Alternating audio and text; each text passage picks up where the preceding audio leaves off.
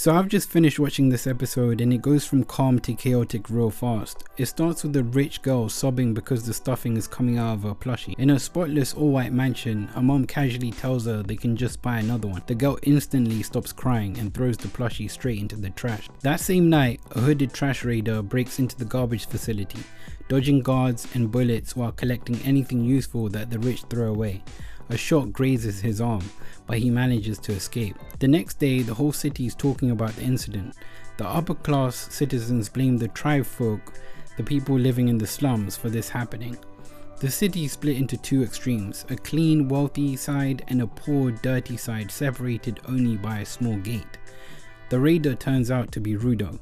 He's back home repairing the items he collected. His friend Shiwa tries to convince him to stop because it's dangerous. But Rudo can't stand how the wealthy throw away perfectly good things while the slums struggle to survive. A group of kids show up and start insulting him. They say their community is trying to change its reputation, but Rudo's father ruined everything years ago when he went on a killing spree. They claim Rudo will end up the same way. She was the only one who can defend him. Rudo blushes and tries to give her the plushie he fixed, but he loses his nerve. Her mother calls her away before he can try again. When Rudo gets home, his adoptive father, Regto, teases him for the failed confession, but he immediately becomes serious when he notices Rudo's injury. He scolds him, treats his wound, and helps care for Rudo's damaged hands. Those injuries were caused by his real father, leaving his hands blackened, raw, and constantly in pain. Regto made gloves that help, even though they're old and worn. Outside the house, a masked figure quietly watches them. Later, Rudo heads out and walks past the pit, a massive, bottomless hole where criminals are thrown to death. An execution is happening right in the open, and crowds gather to watch. Chiwa arrives and says she hates it. Rudo tells her what Regto said earlier, and she hints that Regto cares about him because she cares about him too. Rudo blushes again and finally gives her the plushie. He's relieved and genuinely happy that he managed to give it to her, but everything falls apart as soon as he gets home. He opens the door and finds a masked figure stabbing Regto. Rudo tries to stop him but gets knocked aside. The killer leaves without a word. Guards arrive and immediately accuse Rudo of murdering his own father. He begs them to believe him, but nobody listens. Even Chiwa tells him he's just like his real father and throws away the gift he gave her. The worst part is the masked killer is standing in the crowd, watching. Rudo is taken to the pit for public execution. As the guards throw him in, he screams in anger and betrayal, calling everyone filth and swearing revenge. Then everything goes dark.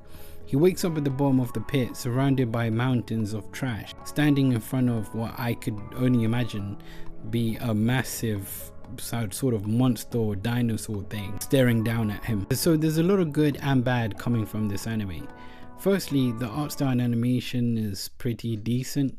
Nothing jaw-dropping or nothing that we've never seen before, but it has a kind of familiar sense to it, sort of reminding me of a similar anime called Made in Abyss, where I think the art style and general direction of how the character design was made the show even more heartbreaking, because you'd see horrific things happening to little children, which is kind of similar to GACHIAKUTA, but in Made in Abyss they really tried to make the children look so much more like babies than just regular kids. In this show, I think as far as concept goes, the concept is pretty interesting. It's not entirely unique, especially if you're watching something like Made in Abyss and other shows like it, and I think the show could go down a great direction.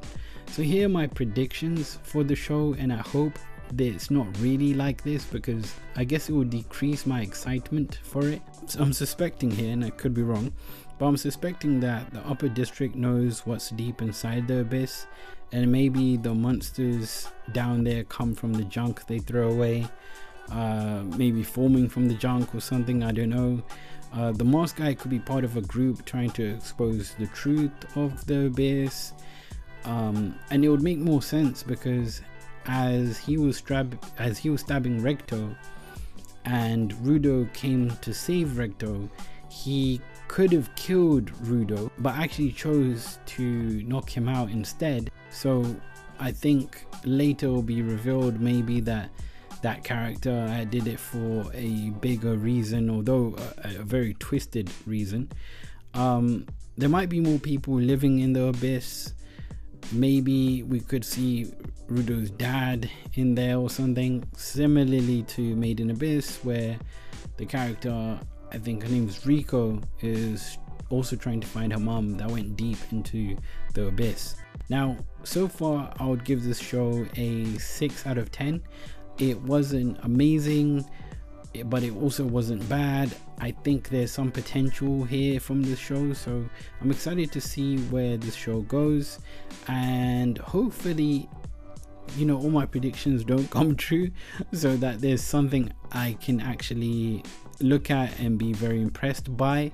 I hope you enjoyed this review. Let me know what you think about the show. Let me know if there's any other reviews that you want me to do or talk about, and please make sure you check out all the other videos on the channel. It's not just an anime channel, there's a review section, a vlog section, a reaction section. So yeah, subscribe to the channel, and hopefully I'll see you on the next one. Thank you. Bye.